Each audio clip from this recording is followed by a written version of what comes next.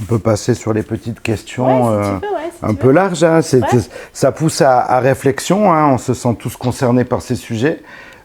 Même moi, si je peux faire des blancs, c'est parce que ça me parle directement. Mais je pense que presque pour moi, c'est justement réussir sa vie. Ouais. C'est réussir à équilibrer, mais en même temps, comme tu disais, c'est comme un plateau, un savant mélange selon les moments et les instants.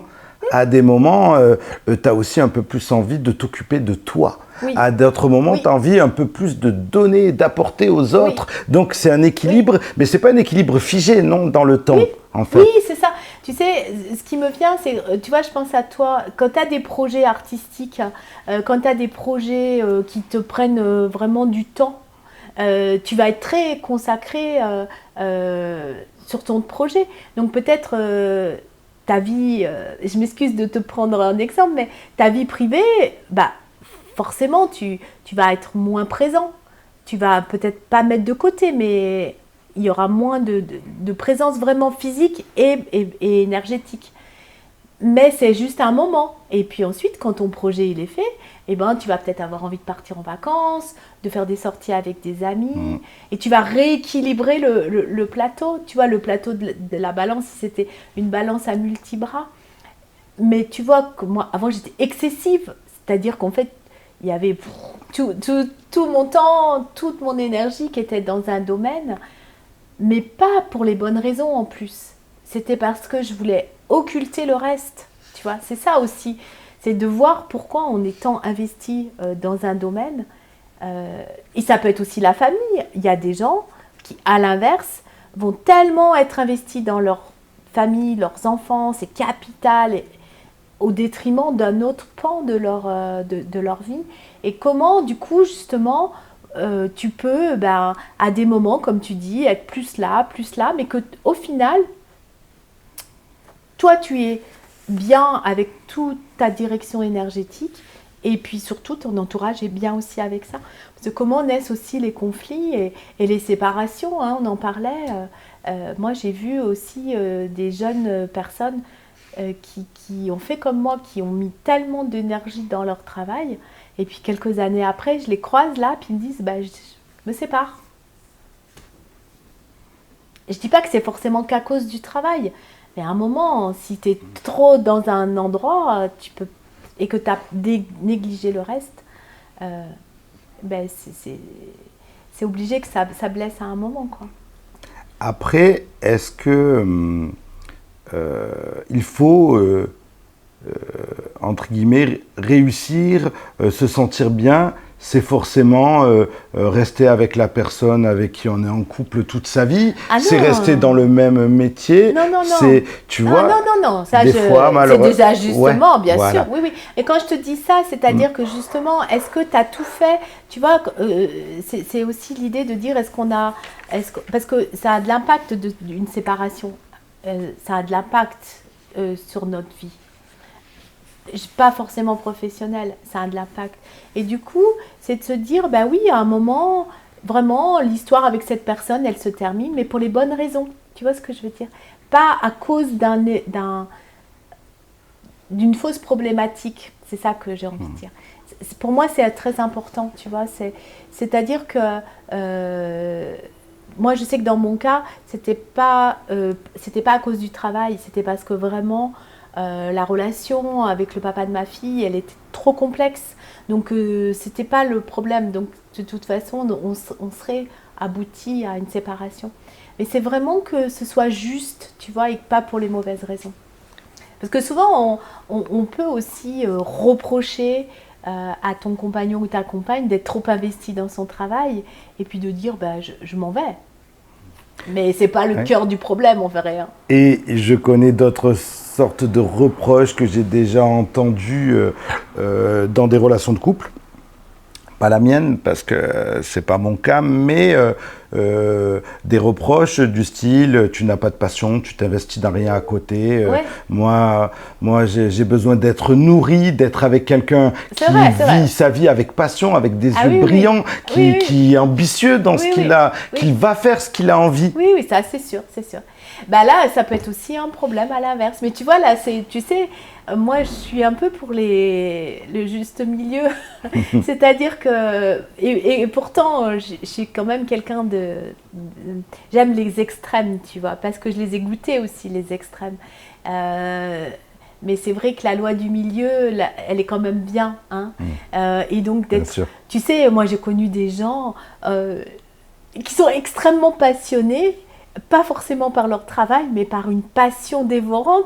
Franchement, j'aimerais pas être en couple avec cette personne parce que si toi, t'es pas passionné par la même chose, c'est compliqué aussi. Tu vois, là encore, c'est juste un jeu d'équilibre en fait. C'est vraiment un savant équilibre à mener et puis une conscience à avoir aussi par rapport à ça. Et ici, je dirais que tu es passionnés tous les deux, je dis n'importe quoi, par le sport automobile et que tu es en couple, que tu travailles dans ce métier et qu'en plus c'est ta passion, ton activité, qu'à côté de ça, tu fais collection de voitures anciennes ou de voitures de course ou je sais pas, mais c'est génial, tu vois, mais c'est juste d'en être conscient.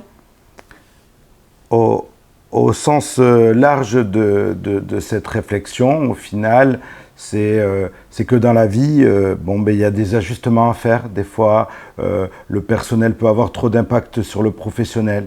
Des fois, le professionnel peut mettre de côté la vie personnelle et les émotions que l'on traverse, parce qu'on a deux carrières.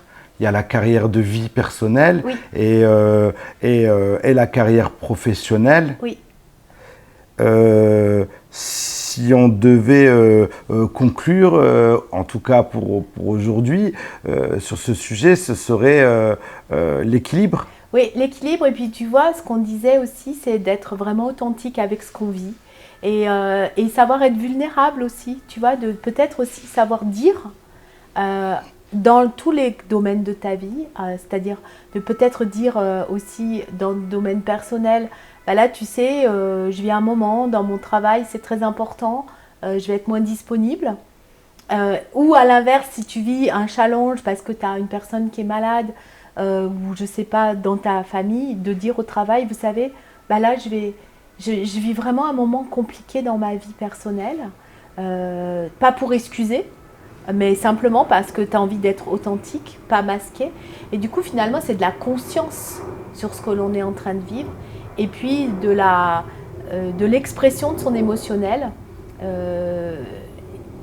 Et je pense que là, ça fait que si tu vis avec cette authenticité et cette vulnérabilité, qui n'est pas du voyeurisme, hein, c'est vraiment de l'expression de soi, je pense que déjà, ça serait un grand pas. Et on voit bien combien il y a des gens qui ne sont pas dans cette expression d'eux-mêmes et de connaissance aussi d'eux-mêmes.